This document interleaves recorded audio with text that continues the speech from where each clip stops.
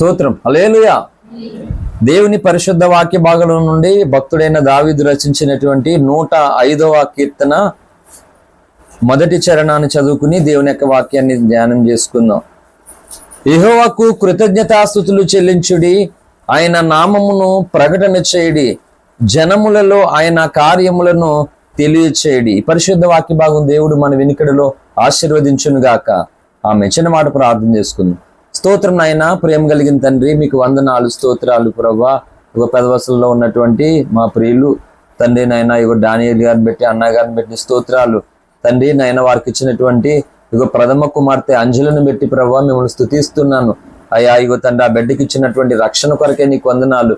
అలాగే చేసినటువంటి వివాహాన్ని బట్టి నీకు స్తోత్రాలు. అలాగే మొదటి సంతానం ప్రభా, ఇగో పాపను మీరు అనుగ్రహించారు, ఇచ్చిన పాపను బట్టి స్తుతిస్తూ ఉన్నాం అయ్యా. ఇగో తండ్రి, పుట్టింటి దగ్గర తల్లి గృహం దగ్గర 5 నెలలు అయ్యా. ఇగో తండ్రి, విశ్రాంతి తీసుకుని పాపను తీసుకుని తొలిసారిగా ప్రభా అత్తవారింటికి వెళ్తుండగా బిడ్డకు మీరు తోడుగుండండి, క్షేమము ఇవ్వండి నైనా. పొందిన రక్షణలు ఎదుగునట్లుగా, తాను పొందిన రక్షణ తన భర్త కుటుంబానికి కలుగునట్లుగా ప్రభా నాయన అంజలిని తన బిడ్డను దీవించమని, కుటుంబాన్ని ఆస్వాదించమని తండ్రి. రాత్రి కుటుంబ శ్రేయస్సు కొరకు వచ్చిన సంఘం అంతటిని దీవించమని చదివిన లేఖనము ద్వారా ప్రభా ఇగో మేమందరము నైనా నీకు ఇష్టలుగా ఉన్నట్లుగా, నేను స్తుతించినట్లుగా మమ్మల్ని అందరినీ బలపరచమని, లేఖనము ద్వారా నాతో మాతో మీరే మాట్లాడి ప్రతి విధమైన అపవాది శక్తులను లయపరచమని, చేరొచ్చిన నీ బిడ్డల్ని, కుటుంబాన్ని అందరినీ కూడా పేరు పేరుని దీవించి ఆస్వాదించమని యేసయ్య నామమున స్తుతించి ప్రార్థించి వేడుకుంటున్నాం తండ్రి.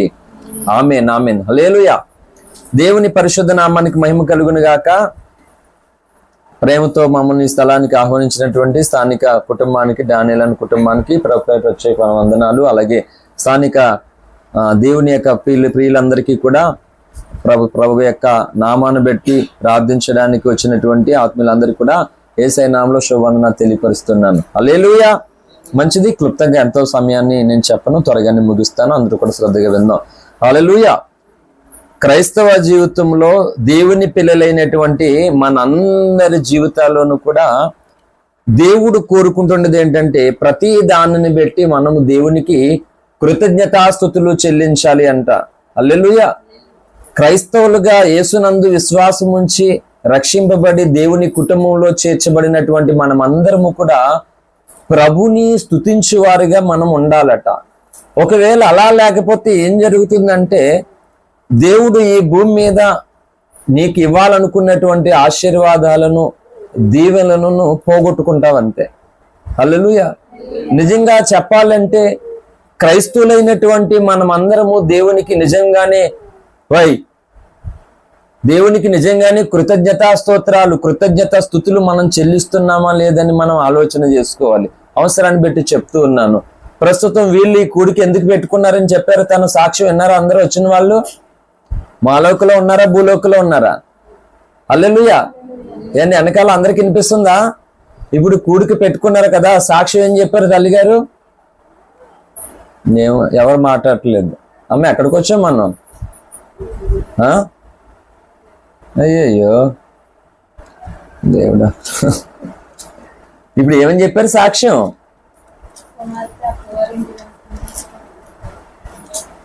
అంటే వినలేదు సాక్ష్యం చాలా మంది. మరి ఎందుకు వచ్చామమ్మా మనం ఇక్కడికి? అదే అంటున్నాను, దేవుని సన్నిధిలో మనం దేవుని సన్నిధికి ఎందుకు వస్తూ ఉన్నాము, దేని కొరకు మనం కూడుకుంటున్నాము, సాక్ష్యం ఏం చెప్తూ ఉన్నారు, ఎందుకొరకు చెప్తున్నారో ఇవన్నీ కూడా మనం తెలుసుకోవడం చాలా చాలా ఇంపార్టెంట్. వాళ్ళు ఏదో చెప్తారులే పెట్టుకున్న వాళ్ళు అనేది కాదు, చాలా ఇంపార్టెంట్. నేను అదే చెప్తున్నాను. సంఘాలు సరిగ్గా నేర్చుకోవడం లేదు. దానివల్ల చాలా ఘోరమైన నష్టాన్ని రేపు పొద్దుట పొందుకుంటారు. దేవుని వల్ల పొందుకోవాల్సినటువంటివి అన్ని ఈజీగా పోగొట్టేసుకుంటారు అన్నమాట. అందుకే హృదయంలో చాలా భారం ఉంది. దేవుడు ఇచ్చేవాటినైనా క్రైస్తవులు పొందుకోవాలి. ఏంటి, భౌతిక సంబంధమైనవి పొందుకోకపోవచ్చు. కనీసం భౌతిక సంబంధమైనవి పోగొట్టుకుంటున్నా కానీ కనీసం ఆత్మ సంబంధమైన వాటినన్నా పొందుకోవాలి. దాని కూర్చిన భారం ఎక్కువ ఉందన్నమాట. హల్లెలూయా. కాబట్టి ప్రతి ఒక్కరూ కూడా క్రైస్తవ జీవితంలో మనం ప్రతి దానిని బట్టి దేవునికి కృతజ్ఞతాస్తోత్రాలు, కృతజ్ఞతాస్తుతులు చెల్లించాలట. నేను అన్యుడిగా ఉన్నప్పుడు నా 10th క్లాసులో యేసు ప్రభు వారికి 7 శనివారాలు నేను ఉపవాసం ఉన్నాను. ఎందుకంటే అప్పుడు నా విశ్వాసాన్ని, నేను నమ్మినటువంటి వాటి మీద నేను నమ్మకాన్ని పోయాను. నమ్మకం లేదు నాకు, ఇసుకుపోయాను, అలసిపోయాను. కనుక యేసుప్రభు వారికి 7 శనివారాలు ఉపవాసం ఉండి నా 10th క్లాసులో 400 మార్క్స్ నాకు కావాలి, నేను ఒక ఫస్ట్ క్లాస్ స్టూడెంట్ని, కానీ నాకున్న అనారోగ్య సమస్యతో చావు బ్రతుకుల మధ్య ఒంటరి పోరాటంతో ఫెయిల్ అయిపోతున్న స్థితిలో ఉన్నాను.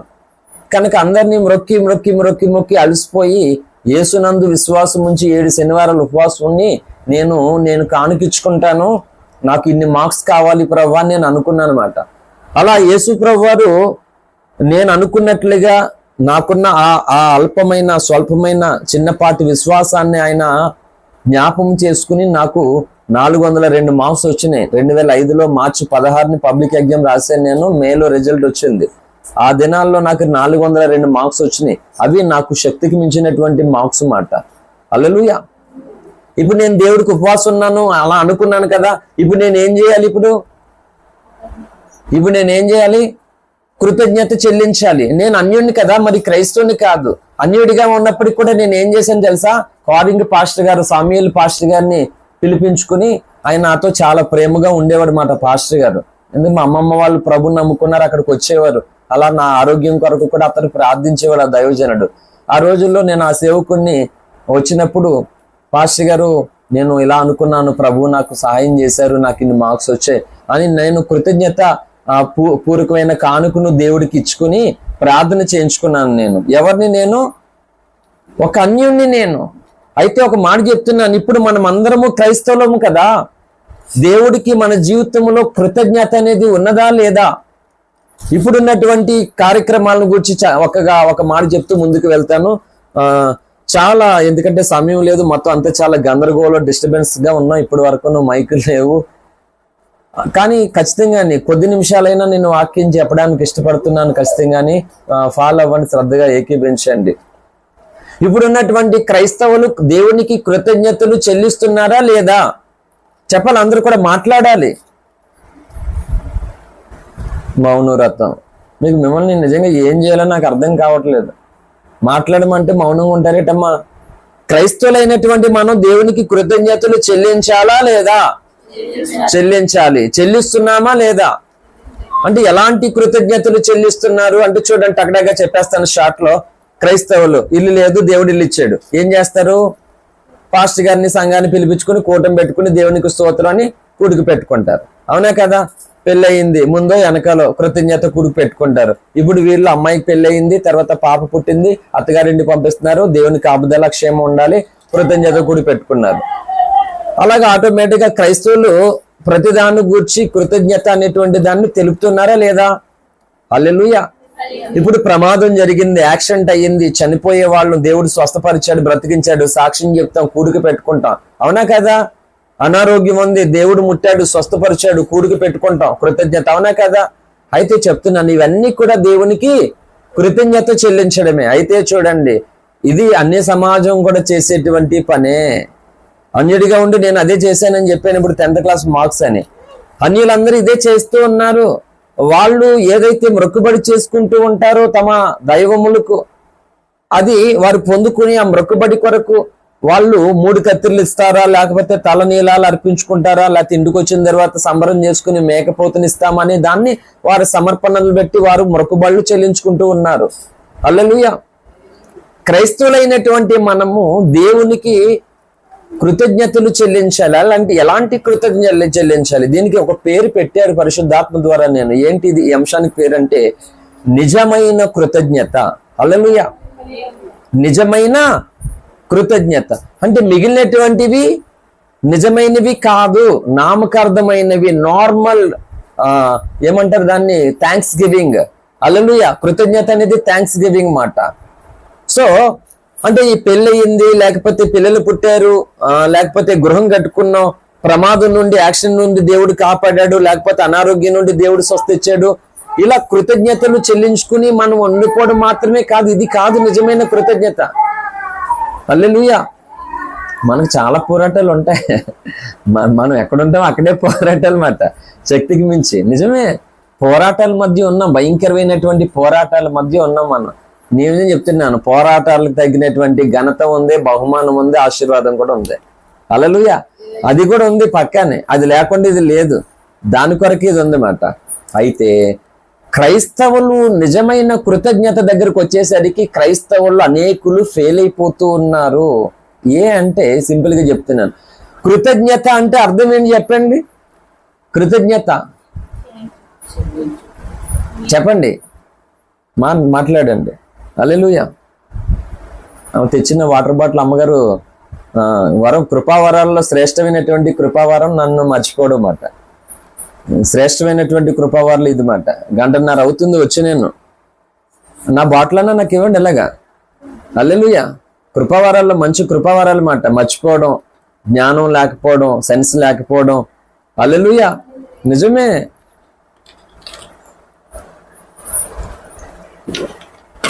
ఏదో గట్టిగా మాట్లాడడానికి ఎవడో అనుకుంటాడు, ఇడేదో ఎనర్జీ డ్రింక్ తాగేస్తున్నాడని. నీళ్ళు రా బాబు, నువ్వు తిన్నా తినకపోయినా అలాగే మాట్లాడతాం. వరం ఇచ్చాడు దేవుడు, ఏదో తాగేస్తాడు అనుకుంటా. ఆ బాటిల్ చూస్తే అలాగుంది అది.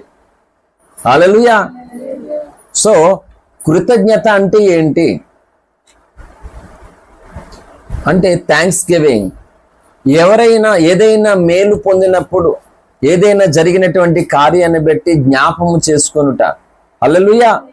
అర్థమవుతుందా? చేయబడినటువంటి సహాయానికి, పొందినటువంటి మేలులకి ప్రత్యుత్తరముగా కృతజ్ఞత తెలుపుకోవడం మాట. జ్ఞాపము చేసుకోవడం, చేసినటువంటి మేలులను జ్ఞాపం చేసుకోవడం. ఇప్పుడు ఎవరో మన బండి ఎక్కించుకున్నారు, దారిని వెళ్తున్నాం, రోడ్డు మీద బండి ఎక్కించుకున్నారు, దిగేస్తాం, ఏం చెప్తాం? థ్యాంక్స్ అండి అని చెప్తాం. ఒకసారి పెన్ ఇవ్వండి అని అంటే పెన్ ఇచ్చారు, థ్యాంక్స్ అండి అని అంటాం. అలా ప్రతిదానికి థ్యాంక్స్ చెప్తున్నాం, కృతజ్ఞత చెప్తున్నాం.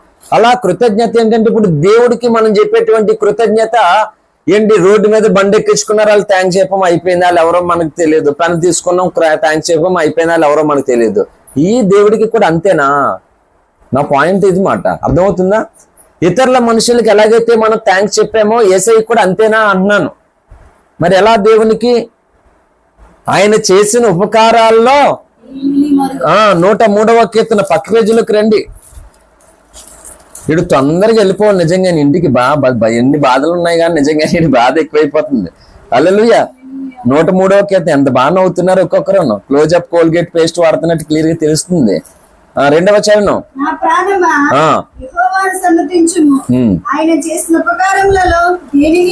చాలండి. ఇప్పుడు చెప్పండి, ఆయన చేసినటువంటి ఉపకారాల్లోనంట మనం ఏం చేయకూడదట? దేనిని మర్చిపోకూడదట. అంటే దేన్నైనా మర్చిపోయేవారిగా మనం ఉన్నప్పుడు అప్పుడు మనం చెల్లించేది కృతజ్ఞత కాదు. థ్యాంక్స్ గివింగ్ ప్రేయర్ కాదు, కృతజ్ఞత కాదు. అయితే ఇప్పుడు క్రైస్తవులు నేర్చుకున్నది ఏంటంటే, ఏదైనా జరిగింది ఒక కూడికి పెట్టుకోవాలి, సంఘంలో ఆదివారం సాక్ష్యం చెప్పుకొని అంతే అయిపోయింది. కానీ ఒక మాట చెప్పినా, దేవుడు కోరుకుంటుంది, నేను చెప్పినా, నీ జీవిత కాలం అంతా కూడా దానిని గూర్చినటువంటి సాక్షివై ఉండాలి. ఇది నిజమైన కృతజ్ఞత అంటే.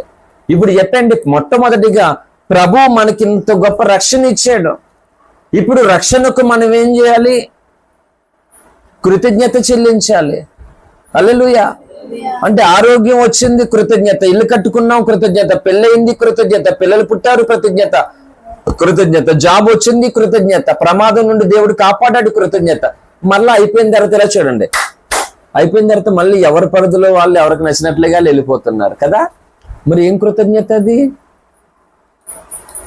అంటే అన్ని జనులు కూడా వాళ్ళు అనుకున్నటువంటి జరిగిన తర్వాత అర్పించుకొని వచ్చారు, తర్వాత మళ్ళా వాళ్ళు నచ్చిన వేళ అంటారు. క్రైస్తవులు అలాగే, అంటే స్వల్పమైన అప్పటికప్పుడు కృతజ్ఞత మాత్రమే ఉంది, కానీ ఇది కాదు దేవుడు కోరుకునే కృతజ్ఞత. ఇది కాదు. హల్లెలూయా. వేలాది నదులంత విస్తార తైలము నీకిచ్చిన చాలునా. ఆయనకి ఏమిస్తే సరిపోతుంది? అందుకని మనం ఏం చేయాలంట? మన జీవిత కాలం అంతా యెహోవాకు కృతజ్ఞతాస్తుతులు చెల్లించాలి అట. హల్లెలూయా.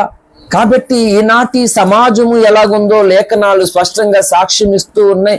భక్తుడైన పౌలు చెప్తాడు, రోమిలికి రాసినటువంటి పత్రిక 1వ అధ్యాయము, రోమా పత్రిక 1వ అధ్యాయము 20-21 వచ్చిన నుండి చదవండి త్వరగా.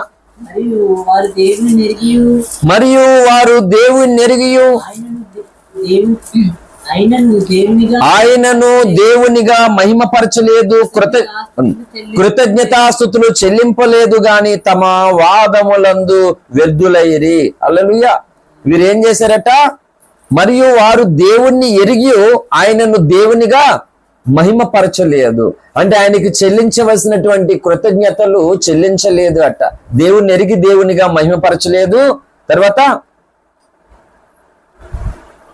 కృతజ్ఞతాస్తుతులు చెల్లింపలేదు గాని తమ వాదములందు వ్యర్థులైరి వారి అవివేక హృదయం అంధకారమయమాయను. తాము జ్ఞానులమని చెప్పుకొనుచు బుద్ధిహీనులైరి వారు అక్షయుడగు దేవుని మహిమను క్షయమగు మనుషుల యొక్క, పశువుల యొక్క, చతుస్పాద జంతువుల యొక్క, పురుగుల యొక్క ప్రతిమా స్వరూపముగా మార్చిరి. హల్లెలూయా.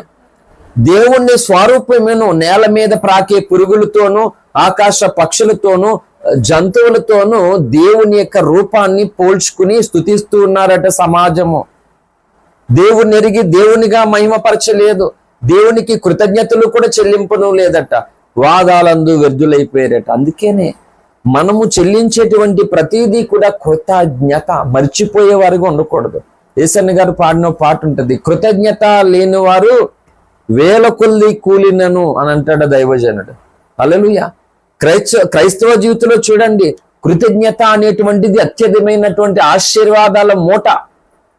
నిజంగానే నేను ఆశీర్వాదం పొందాలి, నిజంగానే నేను దేవుని దీవెన పొందాలి, దేవుని కృప పొందాలన్న వారు వారి జీవితంలో నిజమైన కృతజ్ఞత కలిగి ఉండాలి మాట. హల్లెలూయా. ఎలా ఉంటది నిజమైన కృతజ్ఞత అండి? అప్పటికప్పుడు ఉండేటువంటిది కాదు కృతజ్ఞత. ఇప్పుడు ఒక మాట చెప్తున్నాను. ఇప్పుడు ఒక వ్యక్తికి భయంకరమైనటువంటి ప్రమాదం జరిగింది, యాక్సిడెంట్ జరిగింది, ఇంకా చనిపోవాలి మాట, కానీ బ్రతికేస్తాం. వాళ్ళు క్రైస్తువులైతే వెంటనే వాళ్ళు ఏమనుకుంటారు చెప్పండి? ఆ వారంలో ఎప్పుడైతే ఆదివారం వస్తుందో సంఘంలో లేచి చచ్చిపోదును, నిజంగా దేవుడు నన్ను చాలా కాపాడాడని ఏడుస్తూ సాక్ష్యం చెప్తారు. ప్రభు అవకాశం ఇస్తే ఇంటికాడ కూటం కూడా పెట్టుకుంటారు. అవునా కదా? అయితే చెప్పండి, ఇలాగా చనిపోయే వ్యక్తి సాక్ష్యం చెప్పారు సంఘంలో, ఇంటికాడ కూటం కూడా పెట్టుకుంటారు. మంచిదే, దేవునికి ఇప్పుడు వీరు కృతజ్ఞత చెల్లించారు లేదా? అయితే ఒక మాట చెప్తున్నాను, ఇది ఎప్పటి వరకు ఉండాలి అంటే ఆదివారం సాక్ష్యం అయిపోయింది, ఇంటికాడ కూటం అయిపోయింది, తర్వాత ఎవరు బతుకాలదే, అంతేనా? ఇవే జరుగుతున్నాయి కదా సంఘాల్లో. అవునా కదా? చెప్పండి యథార్థంగా సంఘాల్లో జరుగుతుంది. అమ్మో నిజమే, చనిపోదును, దేవుడు కాపాడకపోతే నన్ను బాగు చేశాడు, దేవుడు నన్ను ప్రాణాలు కాపాడాడు. ఇప్పుడు ఎలాగుండాలి? నువ్వు నీ జీవితకాలం అంతా కృతజ్ఞత కలిగి ఉండద్దు? ఉండాలా లేదా? ఉంటున్నారా క్రైస్తవులు? అంటే నేను చెప్తున్నాను, భూమి మీద ఉన్నటువంటి క్రైస్తవులు, అనేక మంది క్రైస్తవులు అన్య సమాజం ఎలాగైతే తాము కృతజ్ఞతలు వాళ్ళు మొక్కుబళ్ళు చెల్లించుకుంటారో సేమ్ అదే వేలో ఉన్నారు. మనం చాలా నష్టపోతున్నాం. ఏంటి నా భాష అర్థమవుతుంది అందరికీ? హల్లెలూయా. నీతో గడిపే ప్రతిక్షణము ఆనంద బాష్పాలు ఆగవయ్యా. అందరూ కూడా చూద్దాం. నీతో గడిపే ప్రతిక్షణము ఆనంద బాష్పాలు ఆగవయ్యా. కృప తలంచగా మేలు యోచించగా, కృప తలంచగా మేలు యోచించగా, నాగలమాగదు స్తుతించక నిన్ను ప్రీతించక. యేసయ్యా యేసయ్యా నా యేసయ్యా, యేసయ్యా యేసయ్యా నా యేసయ్యా. చెప్దాం, యేసయ్యా యేసయ్యా నా యేసయ్యా. ఆమేన్. యేసయ్యా యేసయ్యా నా యేసయ్యా. మారవంటి నా జీవితాన్ని మధురముగా మార్చి ఘనపరిచినావు. మారవంటి నా జీవితాన్ని మధురముగా మార్చి ఘనపరిచినావు. నా ప్రేమ చేత కాదు నీవు నన్ను ప్రేమించి, నా ప్రేమ చేత కాదు నీవు నన్ను ప్రేమించి, రక్తాన్ని చిందించి నన్ను రక్షించావు. రక్తాన్ని చిందించి నన్ను రక్షించావు. యేసయ్యా యేసయ్యా నా యేసయ్యా, యేసయ్యా యేసయ్యా నా యేసయ్యా నే యేసయ్యా యేసయ్యా నా యేసయ్యా యేసయ్యా యేసయ్యా నా యేసయ్యా నీతో గడిపే ప్రతి క్షణము ఆనంద బాష్పాలు ఆగవయ్యా నీతో గడిపే ప్రతి క్షణము ఆనంద బాష్పాలు ఆగవయ్యా కృప తలంచగా మేలు యోచించగా కృప తలంచగా మేలు యోచించగా నాగల మాగదు స్తుతించక నిన్ను కీర్తించక యేసయ్యా యేసయ్యా నా యేసయ్యా యేసయ్యా యేసయ్యా నా యేసయ్యా యేసయ్యా యేసయ్యా నా యేసయ్యా యేసయ్యా యేసయ్యా నా యేసయ్యా హల్లెలూయా. దైవజనులు జ్యోతిబాబు గారు పాడినటువంటి ఒక అద్భుతమైనటువంటి పాట. ఏమంటున్నాడు దైవజనుడ? నీతో గడిపే ప్రతి క్షణమున ఆనంద బాష్పాలు ఆగవయ్యా. ఆగట్లేదంట, కన్నీళ్లు వచ్చేస్తున్నాయి, ఆనంద బాష్పాలు ఆయనతో గడుపుతున్న క్షణంలో మాట. పరిశుద్ధాత్మ చేత తాకబడి చూడు, ఏండి హృదయం అంతా పగిలిపోయి కన్నీటి ఊటలు వస్తాయన్నమాట జలంలోంచి. కంటిన్యూగా ఎన్ని గంటలు, ఎన్ని రోజులు, ఎన్ని ఉపవాసాలు ఉండి మనం ప్రార్థన చేస్తే ఉపయోగం ఏముంది?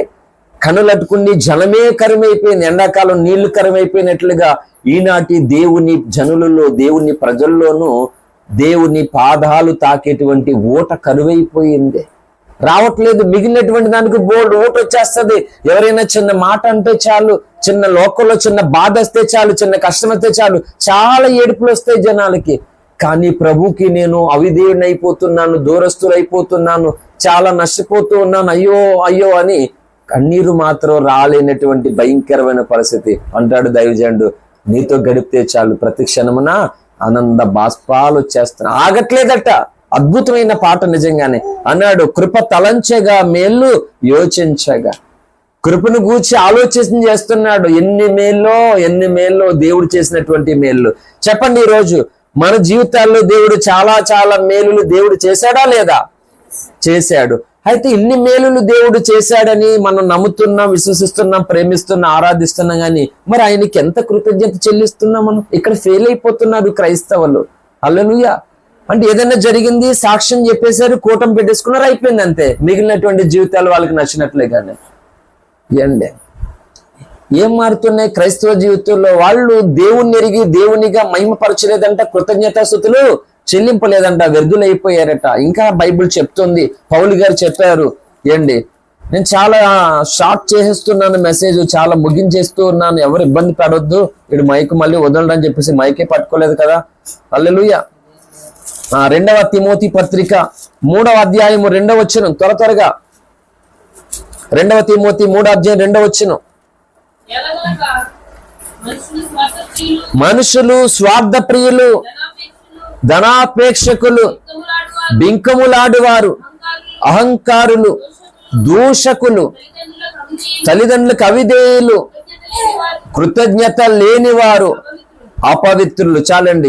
ఎవరటిల్లు? కృతజ్ఞత లేనివారు అట. హల్లెలూయా. అందుకే చెప్తున్నాను, మనము ఏదో సాక్ష్యం చెప్పడం, ఏదో ప్రార్థన పెట్టుకోవడం ఇదే కాదు కృతజ్ఞత. నిజమైన కృతజ్ఞత అది కాదు. నీ జీవిత కాలం అంతయు కూడా దాన్ని గూర్చి సాక్షివైండుట. ఏదో ఒక చోట సాక్ష్యం చెప్పేసి వదిలేసుకోవడం కాదు, ఏదో ఒక చిన్న కూటం పెట్టేసుకుని మానేసుకోవడం కాదు. ప్రభువు మనకు అనుగ్రహించిన ఈ గొప్ప రక్షణ కొరకు మనమందరం మన జీవిత కాలం అంతా ఆయనకు కృతజ్ఞత చెల్లింపవలసిన వారమే మనం ఉన్నాము. హల్లెలూయా. ఇప్పుడు మూలవాక్యం చదవండి, త్వరగా మనం ముగించుకుందాం. యెహోవాకు కృతజ్ఞతాస్తుతులు చెల్లించుడి. ఇది ఆయన నామమున చూడండి కృతజ్ఞతాస్తుతులు చెల్లించాలట. ఇంకా చెప్పాడు ఆయన నామమున ప్రకటన చేయడి జనములలో ఆయన కార్యములను చూడండి హల్లెలూయా ఆయన కార్యాలు జనాల్లో తెలియపరచాలట. మనం వింటున్నారా అందరనమ్మా? హల్లెలూయా. భక్తుడైన దావీదు ఎన్ని విధాలుగా చెప్తూ ఉన్నాడో, యెహోవాకు కృతజ్ఞతాస్తుతులు చెల్లించుడి, ఆయన నామమును ప్రకటన చేయుడి అంటూ జనులలో ఆయన కార్యములను తెలియచాడు. ఇంకా అన్నాడు ఆయన 116వ కీర్తనలోనికి రండి. 116వ కీర్తన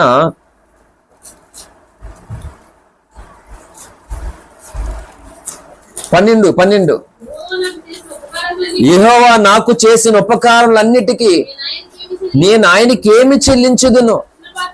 రక్షణ పాత్రను చేతపుచ్చుకుని యెహోవాకు నా మొక్కుబళ్ళు చెల్లించేదను. చూడండి ఆయన ప్రజలందరి ఎదుట చెల్లించేదను.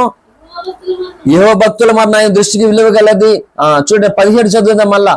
నేను నీకు కృతజ్ఞతార్పణ అర్పించేదను, యెహోవా నామమున ప్రార్థన చేసేదను. హల్లెలూయా. భక్తుడైనటువంటి దావీదు దేవుని స్తుతించడానికి గాని దేవునికి అర్పించడానికి గాని ఆయన మొక్కుబళ్ళు చెల్లించడానికి గాని ఎంతో ఎంతో ఆశతో ఉన్నాడు, ఎంతో ఇష్టముతో ఉన్నాడు. హల్లెలూయా. ఎన్నో విషయాలు ఉన్నాయి కృతజ్ఞత గురించి లేఖనాలలో చాలా సంగతులు దేవుడు వ్రాయించాడండి. హల్లెలూయా. చూడండి ఏ విధంగా కృతజ్ఞత చెల్లించాలో లేఖనాలు సాక్ష్యం ఇస్తున్నాయి. 111వ కీర్తన 1వ చరణం త్వరగా చదవాలి.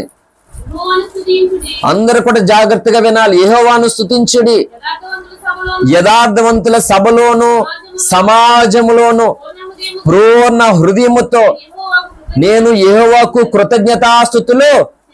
ఆమేన్ హల్లెలూయా. ఎలా చెల్లించాలంట? ఏంటి ఎలా చెల్లించాలి దేవునికి? యథార్థవంతుల సభలోను మహాసమాజంలోను పూర్ణ హృదయంతో చెల్లించాలంట స్తుతులు, కృతజ్ఞతలు. ఆ 109వ కీర్తన 30వ చరణం. నా నోటితో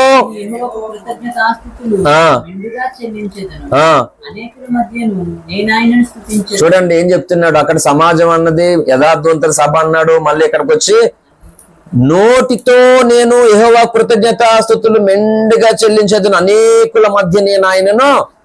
వింటున్నారమ్మా అందరూ కూడా? ఎంత ఇదిగా చెప్తుందో లేఖనము. అనేకుల మధ్య ఎలాంటి అంటే నోటితో చెప్తున్నాడు. అక్కడేమో హృదయంతో అన్నాడు, యథార్థమైన నా హృదయంతో అన్నాడు. ఇక్కడేమో నోటితో అన్నాడు. అంటే క్రైస్తవులు అనేకులు దేవునికి చెల్లించేటువంటి కృతజ్ఞతలు నోటితో చెల్లిస్తూ ఉన్నారు. కానీ ఇక్కడ దావీదు 111లో 1వ చరణంలో ఏమన్నాడు? హృదయముతో పూర్ణ హృదయముతో అన్నాడు. 130 ఇక్కడేమో 30వ చరణంలో నోటితో చెల్లిస్తున్నాను అన్నాడు అనేకులు ఎదుట. చాలా సంగతులు లేఖనాల్లో వ్రాయబడి ఉన్నాయి. హల్లెలూయా. చూడండి ఇంకా 108వ కీర్తన 3వ చరణం. జనుల మధ్య నీకు కృతజ్ఞతాస్తుతులు చెల్లించెదను, ప్రజలలో నిన్ను కీర్తించెదను. చూడండి కృతజ్ఞతలకు ఎన్నో అర్థాలు ఒక్కొక్క దాంట్లో కోట్ చేస్తూ ఉంది లేఖనము. నిన్ను జనుల్లో కీర్తిస్తానంటున్నాడు, కృతజ్ఞతలో చెప్తూ ఉన్నాడు. హల్లెలూయా. ఇంకా చాలా సంగతులు ఉన్నాయి. 107వ కీర్తన 8వ చరణం. ఆయన కృపను బట్టి ఆయన చేయు ఆశ్చర్యకార్యమును బట్టి వారు యెహోవాకు కృతజ్ఞతాస్తుతులు చెల్లించుదురుగాక. చూడండి నరులకు ఆయన చేయి ఆశ్చర్యమైన కార్యాలు పెట్టంట. అదే 107వ కీర్తన 21వ చరణం. ఆయన కృపను బట్టి ఆయన చేయు ఆశ్చర్యకార్యమును బట్టి వారు యెహోవాకు కృతజ్ఞతాస్తుతులు చెల్లించుదురుగాక. ఆమేన్ హల్లెలూయా. అలాగే 106వ కీర్తన 47వ చరణం. యెహోవా మా దేవా మమ్మును రక్షింపుము, మేము నీ పరిశుద్ధ నామమునకు కృతజ్ఞతాస్తుతులు చెల్లించున్నట్లును నిన్ను స్తుతించుచు మేము అతిశయించినట్లును. ఆమేన్ హల్లెలూయా. భక్తుడు చూడండి, నేను ఇప్పుడు మీకు ఎన్ని రిఫరెన్స్లు చెప్పాను కృతజ్ఞతల కోసం. ఆయన ఏం మాట్లాడుతున్నాడు వినాలి. మన ప్రార్థనలు ఎలా ఉంటాయని చెప్తున్నా చూడండి. ఇంకా ఎక్కడైనా ఏ సభ అయినా ఏ కూడికైనా, అది ఆదివారం ప్రార్థన అయినా సరే, శుక్రవారం ఉపవాస ప్రార్థన అయినా, ఇంకో ప్రార్థన అయినా, ఇంకా మనకు నచ్చిన ప్రార్థన చేసుకుంటూ వెళ్ళిపోతాం. దావీదు ఇప్పుడు ఇన్ని లేఖనాలు చెప్పాను కదా, ఏం చెప్తున్నాడు విన్నా అర్థమవుతుందా? ఎందుకు కృతజ్ఞతాస్తుతులు చెల్లించాలంట? పని పాట లేక కాదు. ఇక్కడ మళ్ళీ ఒక డిఫరెంట్ గా చెప్పుకొచ్చాడు ఇక్కడ 47లో. చూడండి, రే బాబు కూర్చొని, యెహోవా మా దేవా మమ్మను రక్షింపుము. ఇప్పుడు చూడండి, దేవుడు మనల్ని రక్షించాలా లేదా? రక్షించాలా లేదా? అందుకు ఏం చేయాలట? మేము నీ పరిశుద్ధ నామమునకు కృతజ్ఞతాస్తుతులు చెల్లించున్నట్లును, నిన్ను స్తుతించుచు మేము అతిశయించినట్లును అన్యజనుల నుండి మమ్మల్ని పోగు చేయము. హల్లెలూయా. మమ్మల్ని వదిలేకయ్యా, వాళ్ళను వాటిలో నుండి మమ్మల్ని సంరక్షించు, మమ్మల్ని ప్రత్యేకపరచు, మేము నీ కృతజ్ఞతాస్తుతులు చెల్లించాలి, మమ్మల్ని రక్షించు దేవా అని కోరుకుంటూ ఉన్నాడు మాట. మనం అన్య సమాజంలో ఉన్నామా, ఎక్కడున్నామా ఏంటని అర్థం కాకుండా కలిసిపోతూ ఉన్నామా? మనం ఒక ప్రత్యేకమైనటువంటి స్తుతి అనేటువంటిది, కృతజ్ఞత అనేది మనలో కనబడలేకపోతూ ఉన్నది. హల్లెలూయా. ఇంకా నేను చెప్తున్నాను, కృతజ్ఞతాస్తుతులు ఎందుకు చెల్లించాలో 106వ కీర్తన మొదటి చరణం. యెహోవా దయాళుడు, యెహోవా దయాళుడు,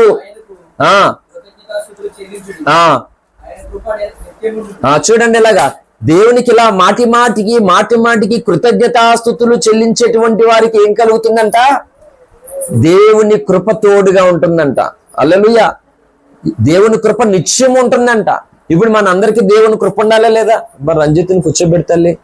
అరే బాబు నాయన కూర్చోరా, కూర్చో అమ్మా. దేవునికి కృతజ్ఞతాస్తుతులు చెల్లించడం వల్ల కలిగే మేలు ఏంటి, ప్రయోజనం ఏంటి అంటే ఏం చెప్తుంది లేఖనం ఇక్కడ? దేవుని కృప అంట నిత్యము ఉంటదట. హల్లెలూయా. వింటున్నారా అమ్మా? మీరు నన్ను చాలా పరీక్ష పెడుతున్నారు మీరందరూ. హల్లెలూయా. ఇప్పుడు ఈ రోజు దేవుని కృపను పోగొట్టుకుంటున్నాయి సంఘాలు. అర్థమవుతుందా? క్రైస్తవులు రక్షణ పొందినటువంటి దేవుని పిల్లలు ఈజీగా దేవుని కృపను పోగొట్టేసుకుంటున్నారు. కానీ మాటికి దేవునికి కృతజ్ఞతాస్తుతులు చెల్లించేవారట దేవుని కృపను వాళ్ళు పొందుకుంటారట. ఎప్పటి వరకు? నిత్యము ఉంటది వాళ్ళకి దేవుని కృప. అందుకే బీదలాజర్ లాంటి వాడిని చూడండి, స్వస్థత లేదు, ఐశ్వర్యం లేదు, బలవంతుడు కాదు, ధనవంతుడు కాదు, ఎవరూ లేరు, కానీ దేవుని కృప నిత్యము తనకున్నదే. హల్లెలూయా. దేవుని కృప పొందిన వాళ్ళు చాలా చాలా ధన్యులు. ఈ మధ్యకాల చిన్నవసలో కృప పొందిన ధన్యులని ప్రసంగం చేశాను ఒకటి. హల్లెలూయా. లాజర్ లాంటి వాడు చూడండి, నిత్యము దేవుని కృప పొందే వాళ్ళకి మనం పోగొట్టుకుంటున్నాం. ఎందుకంటే మన జీవితాలలో దేవుడు ఎన్ని మేలులు చేసి మనకి ఇంత గొప్ప రక్షణ ఇచ్చి మనను ప్రమాదాల నుండి, మరణముల నుండి కాపాడి సంరక్షించుచున్నా గాని మనము కూడా దేవునికి చెల్లించవలసిన రీతిగా కృతజ్ఞత చెల్లించడం లేదు. చాలా నష్టపోతున్నాం. ఈజీగా ఆయన కృపను మనమే పోగొట్టుకుంటాం. తండ్రి నన్ను చూడని మనం ప్రార్థన చేస్తాం. అర్థమవుతుందా? మనం ప్రార్థన చేస్తున్నాం కానీ ఇచ్చేయన్నీ పోగొట్టేసుకుంటున్నాం. కానీ ప్రార్థన మాత్రం అది నామకార్థమైన ప్రార్థన అండి. నేను కఠినంగా మాట్లాడక తప్పదు. ఎందుకు? పౌరుషం రావాలి, రోషం రావాలి, భారం రావాలి. నామకార్థ ప్రార్థనలు చేస్తున్నాం. నామకార్థ ప్రార్థన చేస్తుంటే దేవుడు ఏం చేయాలి నీకు? హల్లెలూయా. కృపనేమో పోగొట్టేసుకుంటున్నాం. నామకార్థ ప్రార్థన చేస్తూ ఉన్నాం. ఏం ఉపయోగం దానివల్ల? 3 రోజులు కుళాయి రాదంట, రేపే లాస్ట్ రోజు కుళాయి రావడానికి. ఏం చేస్తారు? పొద్దుటి పనులకు వెళ్ళిపోతారా? నిజంగా చెప్పండి, వెళ్తారా? వెళ్ళరు, ఖచ్చితంగా వెళ్ళరన్నమాట. వెళ్తే 3 రోజులు, నీకు 3 రోజులు కదా 30 రోజులు నీకు ఈ విమానం మొత్తం నీకు దేనికి? పనికి వెళ్తేనే. హల్లెలూయా.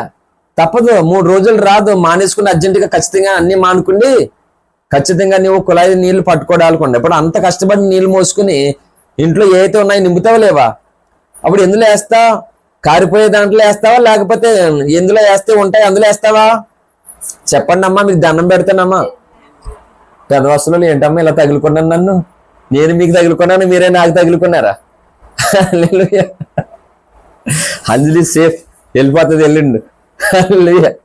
నేను కూడా సేఫ్ అనుకోవడానికి లేదు, ఇంకా మళ్ళీ రావాల్సిందే, తప్పదు. ఇంకా కుళాయి దగ్గర తెచ్చుకున్న నీళ్లు కారిపోయే దాంట్లో వేస్తారా, లేకపోతే బాగా ఉన్న దాంట్లో వేస్తారా? కానీ క్రైస్తవులైనటువంటి మనం ఏం చేస్తున్నాం తెలుసా? నువ్వు అంతసేపు ప్రార్థన చేసుకుంటా ఉంటావు, సన్నిధికి వస్తావు, కానీ పోగొట్టుకుని వెళ్ళిపోతున్నమాట. ఏం ఉపయోగం చెప్పండి? నేను అదే చెప్తున్నా, మొదటి నుంచి నాకు బోల్డ్ భారం ఉందండి. పొందుకున్నాయన్నా మీతో ఉండాలి, వింటున్నాయన్నా మీతో ఉండాలి, ఈజీగా పోగొట్టేసుకుంటున్నారని బోల్డ్ బాధ, వేదన, రోదన నా హృదయంలో ఉంది. హల్లెలూయా.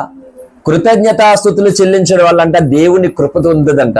మీకు ఇంకొక మాట చెప్తున్నాను, ఇంతసేపు కృతజ్ఞత అన్నాను కదా, ఎలా చూడండి అందరూ వెనకాల వాళ్ళు కూడా వినాలి శ్రద్ధగా. లాస్ట్ మాట చెప్తున్నాను, నిజం చాలా, నేను ప్రసంగంలో 1% కూడా చెప్పలేదు, ఇప్పుడు చాలా ఉన్నది కానీ వదిలేక తప్పట్లేదు మాట. నేను ఇంత ఆరాట పడుతున్నాను కానీ మీరు వినడానికి కూడా చాలా ఇబ్బంది పడుతూ ఉన్నారు. ఇందుకే చెప్తున్నాను, కృతజ్ఞత చెల్లించడంలో ఒక మేలు చెప్పాను, దేవుని కృప నిత్యం ఉంటుందని చెప్పాను కదా. ఒక వ్యక్తి ఎలాంటి స్థితిలోనైనా కృతజ్ఞత చెల్లిస్తే అతడి జీవితంలో ఎలాంటి ఆశీర్వాదాలు ఉంటాయో తెలుసా? అది చెప్పక మునుపు ఒక సంగతి నేను చెప్తున్నాను. ఎందుకంటే రోమా 1:21 ఏంటి, 2 తిమోతి 3:2 అవి అక్కడ ఖచ్చితంగా ఉన్నాయి. చాలా భయంకరమైనటువంటి స్థితి ఉంది అక్కడ.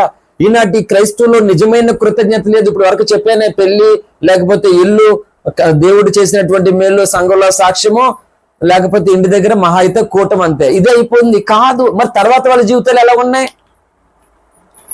అన్ని సమాజం ఏం తెలుసా, నాతోటి ఇప్పుడు వరకు అన్ని జనుల్లో చాలా మంది ఇలా చూడండి, వాళ్ళు అన్ని సమాజంగా ఉండి కూడా ఏంటి మొట్టమొదటిగా ప్రార్థన చేయించుకుంటారు, తర్వాత వాళ్ళ విధానాల్లో వాళ్ళు చేసుకుంటారు. అన్యులు వాళ్ళు.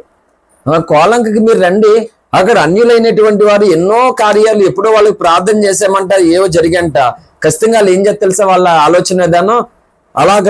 ఒక్కసారి వాళ్ళు మందిరానికి కానీ లేకపోతే వాళ్ళ ఇంటికి వెళ్ళి కానీ ప్రార్థన చేసిన తర్వాత, అది జరిగిపోయిన తర్వాత వాళ్ళు ఏం చేస్తారు తెలుసా, ఖచ్చితంగా కోలంక సంఘానికి వాళ్ళు వచ్చి సంఘానికి ఏదో ఒకటి తీసుకుని వచ్చి కానుకిచ్చుకుని వాళ్ళు చేసినటువంటి దేవుడు చేసిన మేలు చెప్పి వెళ్తారు వాళ్ళు. నిజంగానే అన్ని జనులు వాళ్ళు క్రైస్తవులు కాదు నేను చెప్పేది, చెప్పి అలాగే వెళ్తారు. ఖచ్చితంగా నేను షాక్ అయ్యి చాలా స్తుతించాను దేవుడిని.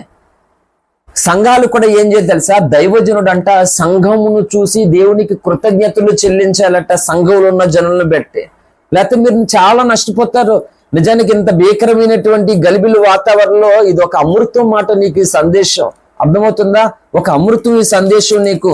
చూడండి, అపోస్తులైనటువంటి పౌలు గారు మనం ఇవన్నీ పొందుకోవాలని ఆయన ఎంత ఆరాటంతో ఉన్నాడో. ఫిలిప్పీ పత్రిక 1వ అధ్యాయము, నీళ్ళు అటుకెళ్ళిపోయారు ఎక్కడి నుంచి, 6వ వచనం చదవండి. ఫిలిప్పీ పత్రిక 1:1 3-6 కలిపినాక చదవండి అమ్మా. ఇదివరకు సువార్త విషయంలో మీరు నాతో పాల్గొనక చూసి మీలో ఈ సత్క్రియ ఆరంభించిన వాడు యేసుక్రీస్తు దినము వరకు దాన్ని కొనసాగించునని రూఢిగా నమ్ముచున్నాను. కనుక మీ అందరి నిమిత్తము నేను చేయు ప్రతి ప్రార్థనలో ఎల్లప్పుడూ సంతోషముతో ప్రార్థన చేయొచ్చు, నేను మిమ్మల్ని జ్ఞాపం చేసుకున్నట్టు ఎల్లను నా దేవునికి కృతజ్ఞతాస్తుతులు చెల్లించుచు ఉన్నాను. హల్లెలూయా. భక్తుడైనటువంటి పౌలు తన సంఘంలో ఉన్నటువంటి జనులు దేవుడికి ఉండేటువంటి విషయాలన్నిటిని బట్టి ఏం చేశాడంట, కృతజ్ఞతాస్తుతులు చెల్లించాడట. అంటే దైవజనుడు మిమ్మల్ని బట్టి దేవునికి కృతజ్ఞత చెల్లించేలాగా మీరు ఉండాలట. హల్లెలూయా. ఇంకా చాలా విషయాలు చెప్పాడు. అది మాత్రమే కాదు, పౌలు సమయం లేదు కనుక నేను చాలా టూకీగా చెప్పి ముగించేస్తాను. తెస్సలోని పత్రిక 1 తెస్సలోనికల పత్రిక 1వ అధ్యాయము 2-3 వచనాలు. విశ్వాసంతో కూడిన మీ పనిని చూడండి, విశ్వాసంతో కూడిన మీ పనిని ప్రేమతో కూడిన మీ ప్రయాసమును ఉండండి, మన ప్రభువైన యేసుక్రీస్తునందలి నిరీక్షణతో కూడిన మీ ఓర్పును మేము మన తండ్రి అయిన దేవుని ఎదుట మానక జ్ఞాపము చేసుకునొచ్చు, మా ప్రార్థన యందు మీ విషయమే విజ్ఞాపనము చేయొచ్చు, మీ అందరి నిమిత్తం ఎల్లప్పుడూ దేవునికి కృతజ్ఞతాస్తుతులు చెల్లించచ్చు ఉన్నాము. ఇంకా చాలా విషయాలు ఉన్నాయి, వదిలేస్తున్నాను. చూడండి, పౌలు ఏం చేశాడంటే దేని కొరకు కృతజ్ఞత చెల్లించాడట చెప్పండి. ఆ లక్షణాలు మీలో ఉన్నాయా? సంఘానికి వస్తున్నారు కదా, ఏంటి వింటున్నారా? సంఘానికి వస్తున్నారు కదా, ఆ లక్షణాలు మీలో ఉన్నాయా? దైవజనుడు మిమ్మల్ని పెట్టి దేవునికి కృతజ్ఞతాస్తుతులు చెల్లించాలా, చెల్లించకూడదా? నిజం చెప్తున్నాను, దైవజనుడు కన్నీరు ఎవరైతే, ఏ వ్యక్తి అయితే, ఏ కుటుంబం అయితే వృధా అయిపోయేలాగా చేస్తారో నేను ఖచ్చితంగా చెప్తున్నాను, వాళ్ళు దేవుని మేళ్ళన్నీ పోగొట్టేసుకుంటారు. వాళ్ళు ఏదో అనుకుంటున్నారు భక్తి అంటేనే. చాలా మంది పాస్టర్ గారికి కానుక చేసుకుని మేము ఎలాగైనా బతికేసి ఎలాగైనా ఉండొచ్చు మా ఇష్టం అనుకుంటారు. ఎవరికి కావాలి వాడి కానుకలు? చెత్తదంతా కూడా. అది కానుక కాదు, దేవుడు అంగీకరించడు దానిని. హల్లెలూయా. అర్థమవుతుందా? ఇక్కడ ఏం చెప్పాడు పౌలు వినండి, విశ్వాసంతో కూడిన మీ పనిని. మనకి ఏం ఉండాలంట? విశ్వాసంతో కూడిన పని ఉండాలట. మనకి దేవుని పని పట్ల భారం ఉండదు. లోక సంబంధమైనటువంటి దాని మీద దానిసేపు దానికోసమే ధ్యాస, విశ్వాసంతో కూడిన మీ పనిని అంటూ మళ్ళీ ఏం చెప్పాడు? ప్రేమతో కూడిన మీ ప్రయాసమును. విశ్వాసంతో కూడిన పని ఉండాలంట, ప్రేమతో కూడిన ప్రయాసం ఉండాలంట. మూడోది, మన ప్రభువైన యేసుక్రీస్తు యందలి నిరీక్షణతో కూడిన మీ ఓర్పును. యేసునందలి నిరీక్షణతో కూడిన ఓర్పు కూడా ఉండాలట. వినండి, మేము మన తండ్రి అయిన దేవుని ఎదుట మానక జ్ఞాపము చేసుకునొచ్చు, మా ప్రార్థనల యందు మీ విషయమే విజ్ఞాపన చేయొచ్చు, మీ అందరి నిమిత్తం ఎల్లప్పుడూ దేవునికి కృతజ్ఞతాస్తుతులు చెల్లించచ్చు ఉన్నా. ఇంకా చాలా సంగతులు చెప్పాడు పౌలు. అర్థమవుతుందండి? దైవజనుడు మిమ్మల్ని బట్టి అట ఆ విధంగా దేవునికి కృతజ్ఞత, ఎందుకంటే మీ విశ్వాసాన్ని బట్టి దేవునికి స్తుతించాలి, మీకున్న ప్రేమను బట్టి, మీకున్న వరాలను బట్టి, మీరు దేవుని కొరకున్న మీ భారాన్ని బట్టట ఆ దైవజనుడు దేవుని స్తుతించాలట. నువ్వు ఇంకా అసూయతోనే ఉన్న ప్రసంగాలంట ఎడుతూ ప్రార్థన చేస్తా అప్పుడు చెప్పండి, నిజంగా దైవజనుడు నిన్ను బట్టి దేవుడిని స్తుతిస్తాడా? అవుతుందా? అవునేవాడు దేవుడు చెప్తాడు, స్తుతించినవాడు ఏం స్తుతిస్తా నా కుమారుడా? వాళ్ళు చూడు, వాళ్ళ హృదయంలో పైకి పలుకుతున్నారు అంతే, హృదయంలో చూడు నాకు దూరంగా ఉన్నారని. నేను చెప్తాను చూడండి, అన్ని జనులు అనేవారు బోల్డ్ మంది నాతో, వాళ్ళు ఇల్లు కట్టుకునేటప్పుడు కూడా క్రైస్తవ విధానంలో ప్రకారముగా ప్రార్థనను నేర్పించుకుని, ప్రార్థన చేయించుకుని శంకుస్థాపన చేయించుకున్న వాళ్ళు బోల్డ్ మంది అన్యులు ఉన్నారు. బోల్డ్ మందికి అన్యులకి శంకుస్థాపన చేశాను నేను. కానీ క్రైస్తవులు చాలా మంది కూడా తెలుసు. క్రైస్తవులు ఏం తెలుసా? పాస్టర్ గారితో ప్రార్థన, బాపనుడితో ముహూర్తం. నిజంగానండి, ఎంత బాధ అండి. అంటే చెప్పండి, అన్యులైన వారు మొదట దేవునికి ఇంపార్టెంట్ ఇచ్చి తర్వాత వాళ్ళ విధానంలో వాళ్ళు వెళ్తూ ఉన్నారు. క్రైస్తవులైనటువంటి వారు ఏంటి చూడండి, సంఘాన్ని మోసం చేస్తున్నారు, సేవకుణ్ణి మోసం చేస్తున్నారు, దేవుణ్ణి మోసం చేస్తున్నారు. అందుకనే రోమాపత్రి 1:20 వాళ్ళు తమ దేవుని ఎరిగి దేవునిగా మహిమపరచన లేదు, కృతజ్ఞతాస్తుతులు చెల్లించలేదంట. అంటే ఒక మాట చెప్తున్నాను, మనం ఏదో కోట మెడేసుకుంటే దేవునికి స్తుతించేసినట్ట, నువ్వు లేచి సాక్ష్యం చెప్పేస్తే దేవుని స్తుతించేసినట్ట కాదు. అది నిజమైన కృతజ్ఞత కాదు. నేను చెప్తున్నాను, క్రైస్తవ సమాజానికి అవసరమైన సందేశం, నిజమైన కృతజ్ఞత అంటే ఇది, ఈ సందేశం మాట, ఇది మాట. అంటే ఇది మరణం వరకు దేవుణ్ణి స్తుతించడం, మరణం వరకు దేవునికి కృతజ్ఞత చెల్లించడం మాట. చచ్చిపోయే వాళ్ళు లారీ గుద్దేసింది, దేవుడు కాపాడాడు, స్తోత్రం హల్లెలూయా అయిపోయింది. మరి నిన్ను అంతగా కాపాడినప్పుడు దేవునికి నువ్వు ఏ విధమైన కృతజ్ఞత చెల్లించాలి? స్వీట్స్ తెచ్చేసి సంఘాన్ని పనిచేసి పాస్టర్ గారి చేతిలో కానుకిచ్చేసి నెత్తిమే చేసుకుని ప్రార్థన చేసుకుని నువ్వు ఆదివారం గుడి ఎగ్గొట్టేసి దేవుని దూరం అవడం, ఇదండి కృతజ్ఞత? చెప్పండి. ఇప్పుడు అన్ని జనుల ఎదుట, మహాసమాజం ఎదుట, ప్రజలందరి ఎదుట ఏది కృతజ్ఞత చెల్లించడం? ఏది? ఇదా? అంటే చాలా నష్టపోతున్నారు క్రైస్తవులు, అర్థం కావట్లేదు. మనం పెట్టుకునే కూడికే కృతజ్ఞత అనుకుంటున్నారు, మనం చెప్పే సాక్ష్యమే కృతజ్ఞత అనుకుంటున్నారు. కాదు, నువ్వే కావాలి దేవునికి. హల్లెలూయా. నీకు సంబంధించిన అన్నిటి వాటికంటే ముఖ్యంగా దేవునికి కావాల్సింది ఏంటంటే నువ్వు కావాలి దేవునికి. హల్లెలూయా. నువ్వు కావాలి దేవునికి, నీ నిజమైనటువంటి కృతజ్ఞత కావాలి దేవునికి. ఇది లేదు. అన్ని జనులు మొక్కుబడి చెల్లించుకుంటున్నట్లుగా క్రైస్తవులైన మనం చేస్తున్నాం. చాలా విషయాలు చెప్పాడు దావీదు, 1, 2 కాదు, ఎన్నో సంగతులు ఉన్నాయి. నేను ఒక మాట చెప్తున్నాను, ఫైనల్ గా అన్ని వదిలేస్తున్నాను. కానీ ఎందుకు ఈ కృతజ్ఞత, మాటి మాటికి కృతజ్ఞత చెల్లించడం వల్ల 2 ప్రాముఖ్యమైనటువంటి కార్యాలు ఉన్నాయి. మొదటి సంగతి ఆల్రెడీ చెప్పేశాను, 106వ కీర్తన మొదటి చరణంలో దేవుని కృప నిత్యం ఉంటదని చెప్పాను. హల్లెలూయా. మరి కృతజ్ఞత లేనటువంటి వారికి కృప ఉండదు, పోగొట్టేసుకుంటారు వీళ్ళు. ఖచ్చితంగా ఏదో ఒక రోజు ఏదో సమయంలో ఈ కృప వాళ్ళు మొత్తం నాశనం చేసేసుకుంటారు అన్నమాట. కాబట్టి కృప పోయిన తర్వాత నీ బ్రతుకంతా నువ్వు ఏడిసి బ్రతుకంతా కాలం ఉపవాసాలు ఉన్న ఉపయోగం ఏమీ ఉండదు అసలు. హల్లెలూయా. అర్థమవుతుందా? ఏంటి బయట సరైన వాక్యము లేక, వాక్య విధానం తెలియక ఎంతో మంది క్రైస్తవులు ఆధ్యాత్మికంగా కరువులో ఉన్నారు, నష్టపోతున్నారు. భౌతికంగా తినడానికి తిండుండొచ్చు, కానీ ఆత్మీయ కరువుతో ఉండిపోయారు. చాలా మందికి అర్థం కాని స్థితిలో ఉండిపోయారు, వాళ్ళందరూ నష్టపోతారు. వింటున్నందుకు మీరు ధన్యులు అవ్వాలండి. హల్లెలూయా. వింటున్నందుకు ధన్యులు అవ్వాలి. విని కూడా మీరు కృతజ్ఞతను పోగొట్టుకుని ఉంటే ఉపయోగం ఏమీ లేదు అసలు. ఒక మాట చెప్తాను ఫైనల్ గా క్లోజింగ్, దేవుడు నొక్కి కంగారుపడక రాగరని చెప్తున్నాడు, అందుకే స్లో అయ్యొచ్చు అనమాట. ఇప్పుడు చెప్పండి, ఇన్ని రెఫరెన్స్లు చూపించాను, అవి కేవలం ఒక్క మాట నేను చెప్పిన. అప్పటి వరకు నేను చేసిన ప్రసంగాల్లో ఎప్పుడు చూపించానండి రెఫరెన్స్లు. ఇప్పుడు మాట మీకు చెప్పాలి, ఇప్పుడు అన్ని సంగతులు ఉన్నాయి. కానీ నేను ఇప్పటికే చాలా సంగతులు చెప్పాను, వదిలేస్తున్నాను అనమాట. కీర్తనలోకి వెళ్తే బయటకు వచ్చేదేం కాదు, అసలు కీర్తనే కాదు, దావీదు భక్తుని ముట్టుకున్నాం, మహాభక్తుడు మాట. హల్లెలూయా. బయటకు వచ్చేది ఏమి ఉండదు మాట. కాబట్టి మాటి మాటికి ప్రతిదానికి కృతజ్ఞతాస్తుతులు చెల్లిస్తే కలిగే ప్రయోజనం ఏంటి, కలిగే ఆశీర్వాదం ఏంటి, కలిగే దీవెనలు ఏంటి? లేఖనంతో మీకు ఒక సంగతి చూపించాలని ఆశపడుతూ ఉన్నాను. యోహాను సువార్తలోనికి రండి, అందరూ కూడా యోహాను సువార్తలోనికి రండి. యోహాను సువార్త 6వ అధ్యాయము 12వ వచనం. వారు తృప్తిగా తినను, వారు తృప్తిగా తినను. తర్వాత 11 చదువునైనా. యేసు ఆ రొట్టెను పట్టుకొని కృతజ్ఞతాస్తుతులు చెల్లించి కూర్చున్న వారిని వడ్డించెను. ఇలాగున చేపలు కూడా వారికి ఇష్టమైనంత మట్టుకు వడ్డించెను. వారు తృప్తిగా తిన్న తరువాత ఏమీ నష్టపడకుండా మిగిలిన ముక్కలు పోగు చేయుడని తన శిష్యులతో చెప్పాను.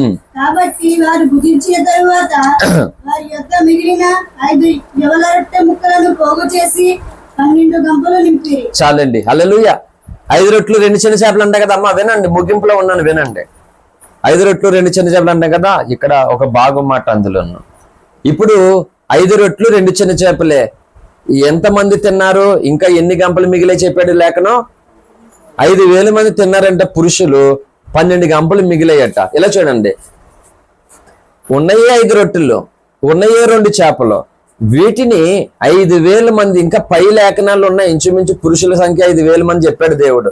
5,000 మంది తినగా ఇంకా 12 గంపలు మిగిలాయంట. చూడండి, దానికి కారణం ఏంటి చెప్పినా, యేసుక్రీస్తు ప్రభు వారు, మన ప్రభువైన యేసుక్రీస్తు వారు ఆ రొట్టెలను ఆ చేపలను కృతజ్ఞతాస్తుతులు చెల్లించాడు అట.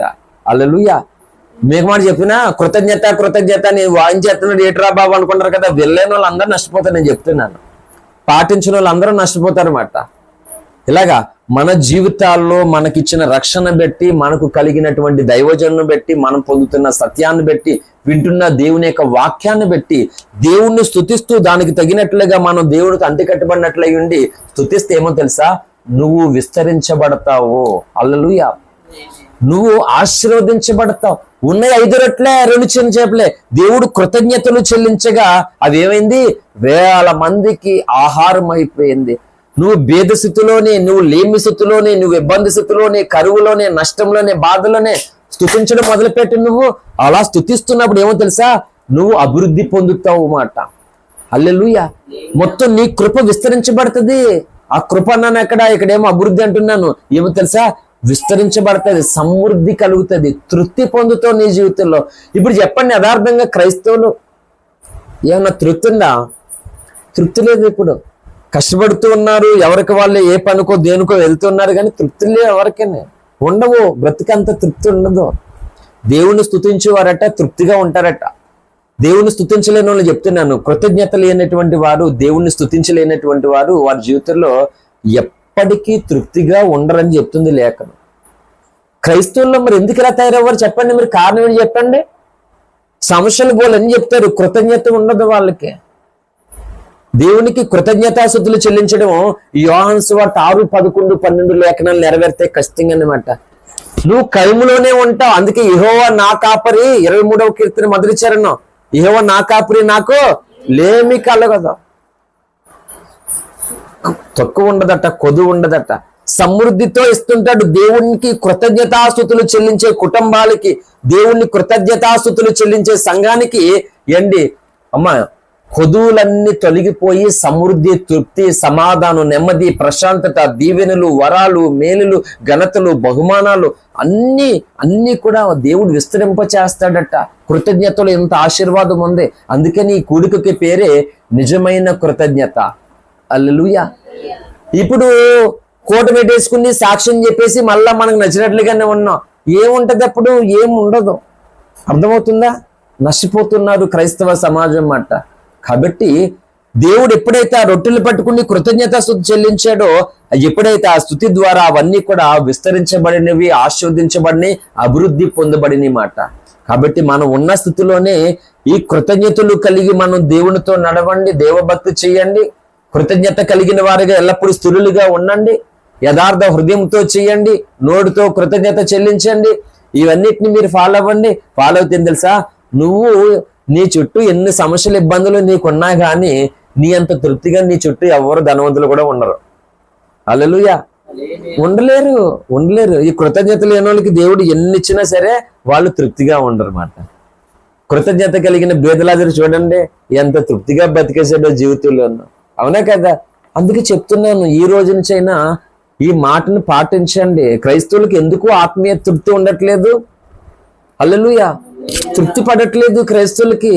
దేవుడు ఆరోగ్యం ఇచ్చిన, సమస్యలు తొలగించిన, నెమ్మది ఇచ్చిన, ప్రశాంతత ఇచ్చిన, ఎన్నో మేలులు ఎన్నో కార్యాలు చేసిన తృప్తి లేదు క్రైస్తవ జీవితంలో. ఇప్పటికీ ఉండదండి. కృతజ్ఞత అనేటువంటి దాన్ని పోగొట్టుకున్న వారికి అవిధేయులు అయిపోయారని చెప్పింది 2 తిమోతి 3:2 అన్నమాట. అలా ఉండకూడదట. మనం ఎప్పుడైతే మనం దేవుడు చేసినటువంటి మేలులన్నీ జ్ఞాపం చేసుకుని నీ ప్రార్థనా గదిలో వాటిని నువ్వు స్తుతిస్తూ జ్ఞాపం చేసుకుంటుంటే ఏమవుతుందో తెలుసా, నీకున్న కొరతలు, ఇబ్బందులు, నష్టాలు, కీడులు, ప్రమాదాలన్నీ తొలగిపోయి ఆ స్థానంలోనూ నీవు పొందుకోవాల్సినటువంటి ఘనతలు, మేలులు, ఆశీర్వాదాలు, దీవెనలు అన్ని దేవుడు ఇస్తూ ఉంటాడట. అన్ని మన చేతిలో ఉన్నాయండి. అర్థమవుతుందా? అన్ని మన చేతిలో ఉన్నాయన్నమాట అవి పొందుకోవడం కొరకు. ఆ విధముగా కృతజ్ఞత చేత మనము తృప్తి పొందబడతాం, ప్రభు చేత ఓదార్చబడతాం, ధైర్యము గలవారు అవుతాం. అటు వారిని చూసి దైవజనుడు ఇక్కడ ఏం చేస్తాడంటే దేవునికి నిజముగా కృతజ్ఞతాస్తుతులు చెల్లిస్తాడు మాట. కాబట్టి ఇప్పుడు ఈనాటి సంఘాల పరిస్థితి ఎలాగుందంటే సనుగులు, సంశయాలు మాట. అబద్ధాలు ఎందుకు వచ్చినాయి అండి అన్ని? నోట కృతజ్ఞత ఉండాలంటే అందుకన్నా నా నోటితో కృతజ్ఞతాస్తుతులు చెల్లించేదను పూర్ణ హృదయంతో. నేను తలాతోక లేకుండా చెప్పట్లేదు ప్రసంగం. నోటితో కృతజ్ఞతాస్తుతులు చెల్లించేస్తాను, పూర్ణ హృదయంతో కృతజ్ఞతాస్తుతులు చెల్లిస్తాను, యెహోవా కృప నిత్యము ఉండునని చెప్పేసి భక్తుడైన దావీదుకి, ఇంకా కొరావు కుమారులు ఉన్నారు, బోల్డ్ మందులు ఉన్నారు, ఇంకా కీర్తనలో చాలా విషయాలు ఉన్నాయి. ఈ విధంగా వెళ్తే ఈ రానున్నటువంటి భయంకరమైన కరువుల్లో, భయంకరమైన దినాల్లో మనం చాలా సమృద్ధిగా, సంతోషంగా, ఆనందభరితులుగా దేవునిలో మనం ఉంటాం మాట. ఈ కృతజ్ఞత లేనటువంటి వారు నేను చెప్తున్నా, నువ్వు గుడ్లా కష్టపడినా కానీ తృప్తి ఉండదు నీ జీవితానికి. నెమ్మది ఉండదు, సమాధానం ఉండదు, ప్రశాంతత ఉండదు. ఎందుకంటే దేవుణ్ణి ఎరిగారు, దేవునిగా మహింపరచట్లేదు, దేవునికి కృతజ్ఞతాస్తుతి చెల్లించట్లేదు. అంటే ఇంకా భక్తి అనేటువంటిది మనకు నచ్చినట్లుగా చేసుకుంటే సరిపోతుంది అంతే. దైవజనుడు ద్వారా దేవుడిస్తున్నటువంటి కృపను దుర్వినియోగం చేసుకుని పోగొట్టుకునే వారిగా మనం ఉండకూడదట. హల్లెలూయా. కాబట్టి అన్ని జనులేమో నిజంగానే దేవుడు చేసిన మేలుకు కృతజ్ఞతలు చెల్లించుకుని ఉన్నతంగా ఇంకా దీవించబడుతున్నారు. క్రైస్తవులేమో ఇవి పోగొట్టుకుని నష్టపోతూ ఉన్నారు అన్నమాట.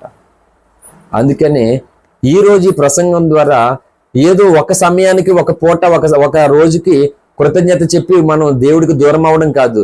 జీవితకాలం అంతా భక్తుల్లాగా నేను ఆయనకు కృతజ్ఞతలు చెల్లిస్తాను, కృతజ్ఞతాస్తుతులు చెల్లింపక మానును అన్నాడు దావీదు భక్తుడు. హల్లెలూయా. మానును అన్నాడు. ఇంకా ఫైనల్ ఒక మాట చెప్తాను. ఇప్పుడు 2 చెప్పాను. ఒకటి నిత్యం ఉంటది ఆయన కృప అని చెప్పాను. రెండోది ఈ కృతజ్ఞతలు చెల్లించడం వల్ల నువ్వు సమృద్ధి పొందుతా, విస్తరించబడతావని చెప్పాను కదా. మూడో సంగతి, ఎందుకంటే ఆత్మదేవుడు నన్ను తాకుతూ ఉన్నాడు ఆ మాట చెప్పాలని చెప్పేసి, అది కూడా దావీదును గూర్చే. అది చిన్న మాట చెప్పి నేను ముగిస్తాను. హల్లెలూయా. ఇంకా చాలా చెప్పాలి, కాకపోతే ఇంకా సమయం లేదు కనుక వదిలేస్తున్నాను అంతే. 142వ కీర్తన 7వ చరణం చూడండి. నేను నీ నామమునకు కృతజ్ఞతాస్తుతులు చెల్లించినట్లు చెరసాలో నుండి నా ప్రాణమును తప్పింపుము.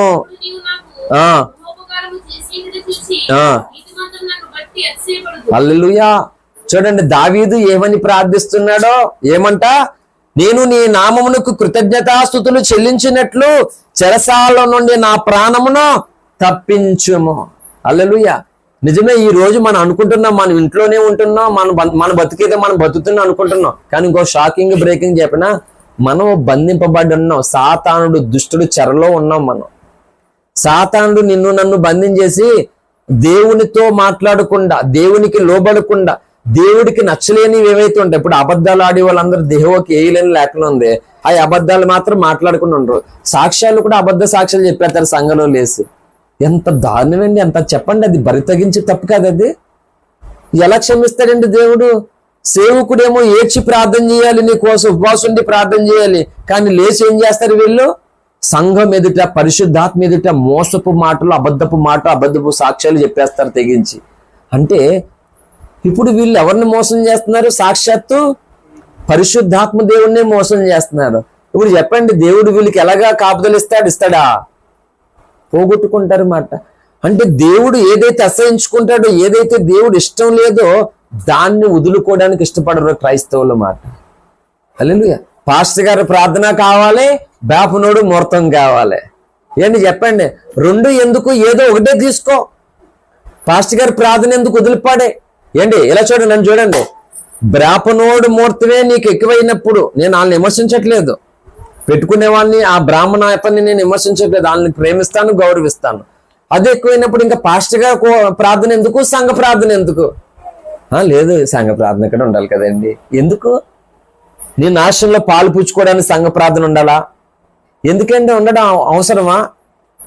అన్ని సమాజం మొదట యేసు ప్రభు వారు మంచి దేవుడు, యేసు ప్రభు వారు జనం మేలు చేస్తాడు, ముందు ప్రార్థన పెట్టించుకుంటాను, నేను ముందు పాస్టర్ గారితో ప్రార్థన చేయించుకుంటాను అని వాళ్ళు వస్తే, క్రైస్తవులేమో ముహూర్తం చూసుకుని ముహూర్తానికి తగినట్లుగా అప్పుడు వెళ్ళాలి మాట లోపలికే, అప్పుడు ప్రారంభించుకోవాలన్నమాట పనులు. అంటే చెప్పండి, ఇప్పుడు నష్టపోతున్నారా? లేకపోతే నిజంగా దేవుడు వీళ్ళని ఆశీర్వదిస్తాడా? నష్టపోతున్నారు ఖచ్చితంగానే. భక్తుడు ఏం చేస్తాడంటే, దేవా నీ నామమునకు నేను కృతజ్ఞతాస్తుతులు చెల్లించినట్లు చెరసాల ఉండి నా ప్రాణము తప్పించు అంటున్నాడు. నువ్వు ఏ ఇరుకులో, ఏ బంధకాల్లో, ఏ పాపంలో, ఏ సంఖ్యల్లో, ఏ వ్యర్థమైన దాంట్లో ఉండిపోయావో దాని నుండి నన్ను తప్పించు ప్రవ్వా, నన్ను కాపాడు ప్రవ్వా, నీ సన్నిధికి నేను దూరం అయిపోకూడదు ప్రవ్వా, నేను నీకు కృతజ్ఞతాస్తుతులు చెల్లించాలి, నీ సన్నిధిలో నేను కనబడాలి ప్రవ్వా నన్ను అని మనం దేవుణ్ణి ఇలా స్తుతించినట్లుగా మనం అడగాలట. చివరికి రివర్స్ ఏం చేస్తున్నామంటే, మనమే వెళ్తున్నాం ఎక్కడికి? చెరసాలలోనికి మాట, వ్యర్థమైనటువంటి దాంట్లోకి మనమే వెళ్ళిపోతున్నాం. అందుకే నేను చెప్తాను చూడండి, భక్తులు చేసే ప్రార్థనలు చేయట్లేదు సంఘంలోని ఎవరో కూడా. ఏంటి వింటున్నారమ్మా? స్త్రీలు వింటున్నారా? భక్తులు చేసే ప్రార్థనలు చేయట్లేదు. ఇప్పుడు ఎవరికి నచ్చిన ప్రార్థనలు చేసుకుని వెళ్ళిపోతున్నారు. మనకు నచ్చిన పాటలు కాదు. ఇందులో భక్తులు ఒక ప్రార్థన విధానం అనేది బ్రతికారు దేవుడి దగ్గర, ఆ ప్రార్థనలే వాళ్ళని బ్రతికించేసే. ఇప్పుడు మనం ఏం చేస్తున్నామంటే, ఆ ప్రార్థనలు కానీ, వాళ్ళ బ్రతుకులు కానీ, వాళ్ళ విశ్వాసాలు కానీ అసలు మన సమస్య లేదు మాట. అరిచేతిని నమ్ముకుంటాం, ఈ గీతలు నమ్ముకుంటాం, వేపనాయన ముహూర్తాలు నమ్ముకుంటాం. ఈ మన భక్తులు ఈ రోజు ఎన్ని చోట్లేదు. దేవుడు కార్యం చేశాడు, మంచి ఇల్లు ఇచ్చాడు, అన్నీ డీజే సాంగ్స్ పెట్టి కుమ్మేస్తున్నావు నువ్వు. ఇది కదా కృతజ్ఞత అంటే? అవునా? దేవుడు నీకు రక్షణ ఇచ్చాడు, దేవుడు నీకు శుభకార్యం చేశాడు, నువ్వు ఇంట్లో ఏం చేస్తావు? మొత్తం అందరినీ, స్నేహితులందరినీ పిలిపించి ముహూర్తం పెట్టుకుని చక్కగానే కుమ్మేతో మాట సినిమా పాటలు పెట్టుకుని. చూసారా ఎంత బరి తెగించి పాపం చేస్తున్నారేనో? చెప్పండి, నిజంగా వాళ్ళు పొందుతారా తృప్తి? ఉండదు. అలాంటి వాళ్ళకి నెమ్మది ఉండదు, తృప్తి ఉండదు. దేవుడు ఏ మేలు చేసినా సరే, ఎందుకంటే వీళ్ళంతటి వీళ్ళు నాశనం చేసుకుంటారు. అందుకే అన్నాడు సామెతలు 14:1 జ్ఞానవంతురాలు తన ఇల్లు కట్టును, 3 రాళ్ళు తన చేతులతోనే తన ఇల్లు ఊడబెరుకును. ఎవరు కూడా కాదు. కృతజ్ఞతలు ఎవరైతే చెల్లించారో, ఈ కృతజ్ఞతకు అవిధేయులుగా ఎవరైతే ఉంటారో వాళ్ళే వాళ్ళ ఇంటి నాశనానికి కారణం. వింటున్నారా? వాళ్ళే వాళ్ళ ఇంటి నాశనానికి కారణం. వాళ్ళే దేవుడిచ్చిన ఆశీర్వాదాలు పోగొట్టుకోవడానికి అడ్డుబండ్లు వాళ్ళే. నువ్వు సంఘంలో లేసేసి ఏడ్చి చెప్పేసి సాక్ష్యం చెప్పేస్తే ఏం ఉపయోగం ఉండదు అక్కడ. నువ్వే అడ్డుబండం అన్న సంగతి గుర్తించి మార్చుకోవాలంతే. హల్లెలూయా. కాబట్టి నన్ను తప్పించు ప్రభువా, నేను చెరలో ఉన్నాను, నేను బంధకాల్లో ఉన్నాను, నేను నీకు కృతజ్ఞతాస్తుతులు చెల్లించే విధంగా నన్ను తప్పించు, నన్ను కాపాడు ప్రభు అంటుంటే, ఈనాడు సంఘాలేమో ఏదో దేవునికి చిన్న కూటం పెట్టేసుకుని, చిన్న ప్రార్థన చెప్పేసుకుని, చిన్న సాక్ష్యాలు చెప్పేసుకుని దులిపేసుకుంటున్నారు అన్నమాట. అది కాదు మాట. కాబట్టి నిజంగా ఈ కృతజ్ఞతలో ఇన్ని ఆశీర్వాదాలు, ఇన్ని మేలులు ఉన్నాయి. ఇవి కావాలా వద్దా మీకు? ఫైనల్ గా అమ్మా ఈ చెప్పడానికి కూడా మీరు బాధపడుతున్నారంటే ఇంకా మిమ్మల్ని ఎక్కడ తీసుకెళ్లాలో ఇంకా అర్థం కాదు మాట. నాకు కాదు, దేవునికి ఇంకా ఎరుక. హల్లెలూయా. చెప్పండి, కృతజ్ఞత ద్వారా ఇన్ని మేలులు ఉన్నాయి. కృతజ్ఞత లేనటువంటి వారు అవిధేయులుగా మిగిల్చిపోయి నష్టాలు, శాపాలు పొందుకుంటున్న వారు అయిపోతున్నారు. కాబట్టి వాటికి దూరముగా కృతజ్ఞత కలిగిన వారిగా మనల్ని చూసి దైవజనుడు కృతజ్ఞతలు చెల్లించాలి దేవునికి. తండ్రి, నువ్వు అప్పగించబడిన ఆత్మీయులను బట్టి నీకు స్తోత్రాలయ్యా. నువ్వు ఇచ్చిన పరిచయాలకి బట్టి నీకు స్తోత్రాలయ్యే, నీ దైవజనుడు స్తుతించాలట. పౌలు అలా చేశాడండి, భక్తులు అలా చేశారు. అందుకే ఇప్పుడు దైవజనుడు ఏమని ఈనాటి సంఘాలను చూసి ఎలా కృతజ్ఞత చెల్లించాలి దేవునికి? దేన్ని బట్టి? లోబడలేనని చెల్లించాలా? లోబడుతున్నారని చెల్లించాలా? దేవునికి తిరుగుబాటుదారులు అవిధేయులైపోతున్నారని చెల్లించాలా? లేకపోతే దేవా నీ కొరకు ఏ కష్టాన్నైనా ఎదిరించి నీ కొరకు వస్తారు, సమర్పించుకుంటారు ప్రభు, దేన్ని బట్టి స్తుతించాలి?